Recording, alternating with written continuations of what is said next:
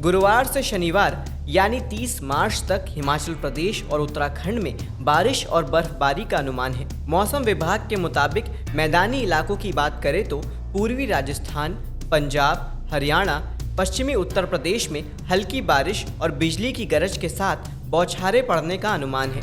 दिल्ली और उसके आसपास आंधी चल सकती है। मौसम विभाग का कहना है कि पाकिस्तान के नज़दीक टर्फ के रूप में नया पश्चिमी विक्षोभ एक्टिव है।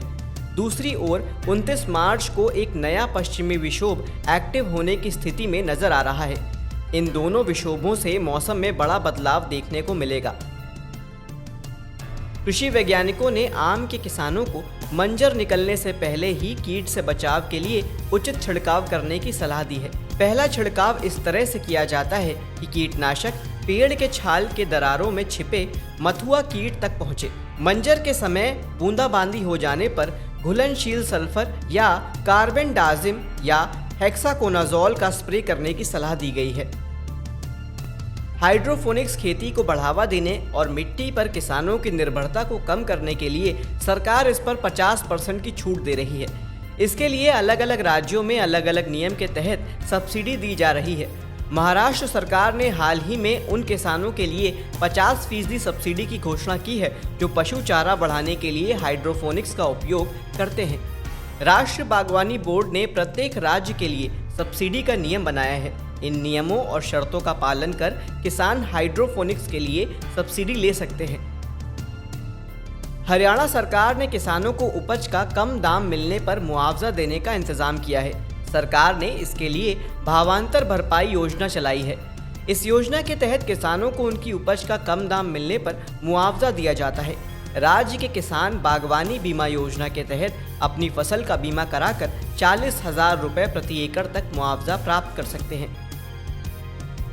भावांतर मुआवजा योजना का लाभ उठाने के लिए हरियाणा के किसानों को इस योजना के तहत पंजीकरण कराना होगा। इसके लिए किसान को बुआई अवधि के दौरान बागवानी भावांतर यानी कि BBY ई पोर्टल के माध्यम से मार्केटिंग बोर्ड की वेबसाइट www.hsamb.gov.in पर पंजीकरण कराना होगा, तभी उसे लाभ मिल सकेगा। पंजीयन के बाद किसानों का कृषि प्रमाणीकरण किया जाएगा। योजना के तहत किसानों का मुफ्त पंजीकरण किया जाएगा। केंद्र सरकार ने 31 मार्च 2026 तक देश भर में 25,000 जन औषधि केंद्र खोलने का लक्ष्य रखा है। इन केंद्रों पर 90% तक कम रेट पर दवाइयां मिलती हैं। प्राइमरी कृषि ऋण समितियों को जन औषधि केंद्र के रूप में तब्दील कर दिया गया है। 5,000 से अधिक नए जन औषधि केंद्र के लिए आवेदन आए हैं। 2,596 केंद्रों पर ये दवाइयां मिलनी शुरू हो गई हैं।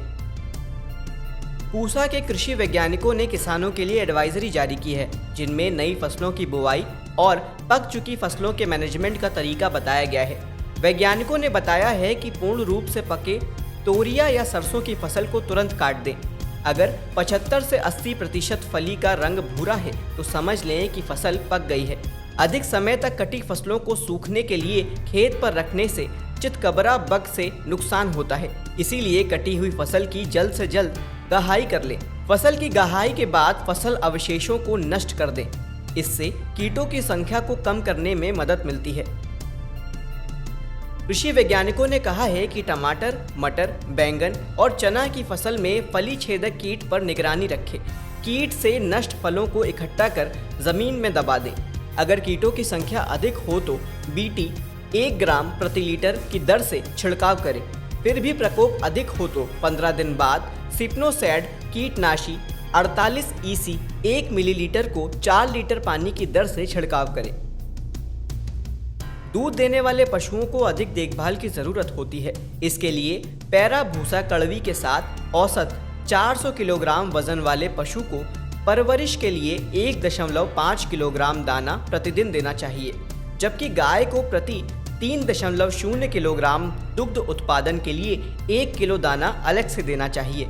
इस तरह से एक गाय जो करीब 11 किलोग्राम दूध रोजाना देती है, उसे पैरा भूसा या कड़वी के साथ लगभग 5.5 किलोग्राम दाना रोजाना देना चाहिए। दलहनी हरे चारे उपलब्ध होने पर दुधारू पशुओं को दाना कम मात्रा में देना चाहिए।